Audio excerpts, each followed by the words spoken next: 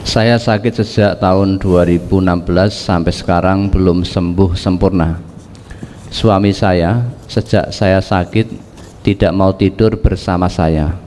Beliau tidur di depan TV, saya tidur di kamar. Sudah 4 tahun suami tidak mau tidur sama saya. Setiap saya ajak tidur bersama saya di kamar, cuma diam saja. Sebab suami tidur di seberang bed di bawah. Kalau saya mau tidur dengan suami, saya tidak bisa tidur di bawah. Jadi saya pisah ranjang sudah 4 tahun, tidur sendiri-sendiri tapi satu rumah.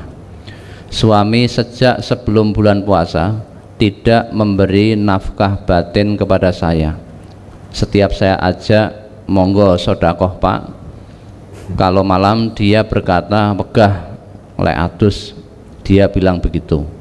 Kalau saya ajak waktu siang, suami bilang awae ora penak. Begitu terus jawabannya. Padahal saya juga kepengen tidur sama suami, pengen disodakoi sama suami. Walaupun saya sakit masih bisa melayani suami, tapi suami tidak mau sodakoh. Walau saya sakit masih bisa masak, nyapu dan lain-lainnya, tapi suami sudah tidak mau tidur bersama, tidak mau kumpul badan sama saya. Pertanyaan saya, apakah suami itu besok di hadapan Allah tidak berdosa? Apakah suami saya itu tidak zalim kepada saya karena tidak memberi haknya kepada saya? Apakah suamiku itu besok di akhirat tidak diminta pertanggungjawaban? Suami 4 tahun tidak mau tidur sama istrinya, sudah 7 bulan tidak mengumpuli istrinya. Terus suami saya itu termasuk suami golongan yang bagaimana? Saya minta nasihatnya buat suamiku agar melakukan kewajibannya terhadap saya. Terima kasih atas nasihatnya, Ustaz. Ya, ternyata istri itu juga butuh disodakoi, bapak-bapak. Ya coba mungkin saja suami ibu ini mungkin sedang sakit, mungkin ada penyakitnya mungkin sudah tidak bisa lagi memberi nafkah batin. Mungkin saja loh, nanti jenengan cek saja masih bisa memberi nafkah batin atau tidak.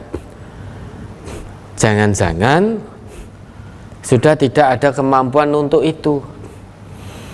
Nah, jenengan cek saja, dicekel mawon,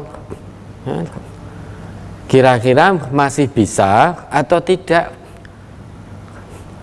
masih berdiri atau tidak, atau duduk terus atau tidur terus. Coba jenengan cek, jangan-jangan selama 4 tahun 7 bulan tidak memberi nafkah ini, jangan-jangan karena sesuatu hal mungkin sakit atau lain sebagainya, suami sudah tidak ada kemampuan untuk berdiri, namun tidak memberitahu istri, takut khawatir istrinya kecewa karena kondisi istrinya sedang sakit pula. Sehingga menutupi itu, suami mengatakan moh adem nek bengi, nek awan hawakku rapenak. Mungkin saja suaminya khawatir kalau sampai istrinya tahu.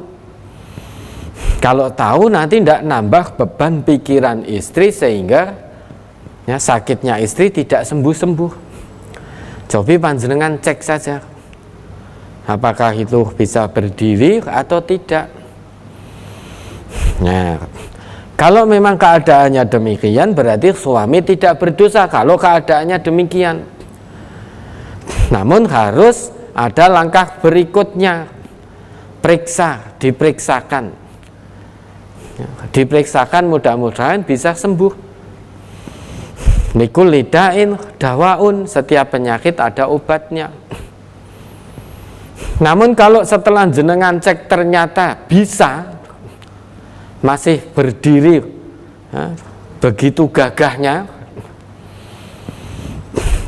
kok suami tidak mau, berarti suami ini mengabaikan kewajiban yang harus dia tunaikan terhadap istrinya, termasuk salah satunya memberi nafkah lahir batin istrinya. dan menggauli istrinya dengan cara baik. Kan ada beberapa kewajiban suami terhadap istri.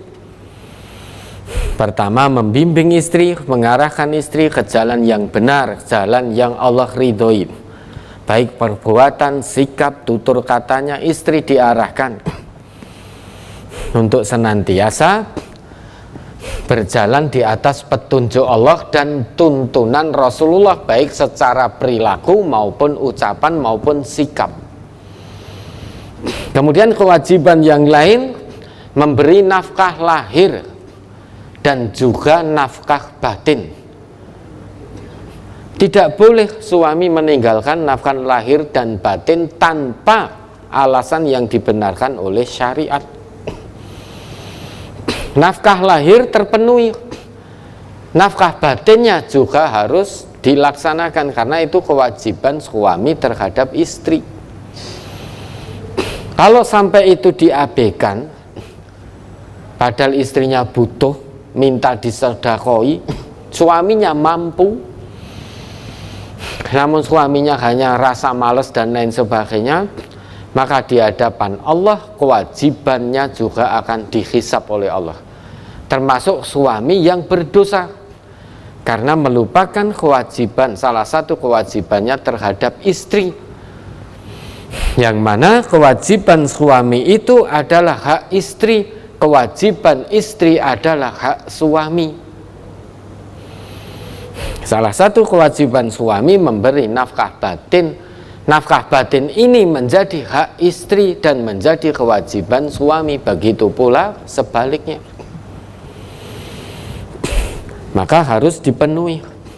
Kalau tidak mau, hanya rasa enggan, malas dan lain sebagainya tanpa alasan dibenarkan oleh syariat, suami panjenengan datang menghadap Allah kelak sebagai pendosa, melupakan salah satu kewajibannya terhadap istri.